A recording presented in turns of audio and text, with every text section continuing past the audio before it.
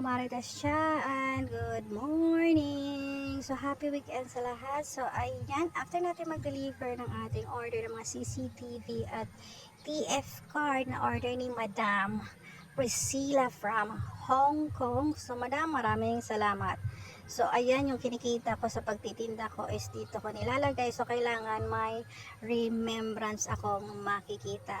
At isama mo na din yung kinita ko sa pag-rent a car. So, ako ang nag-drive is ito din ang bunga. So, itong ginagawa ko pag may kita, income is ang kalahati ng income ko ay binibili ko ng materyales at pinapagawa nga dito ng paunti-unti kasi hindi natin kaya yung biglaan ng pagpapaayos ng bahay. So, ayan, okay na rin yan para mabawas-bawasan yung tabako.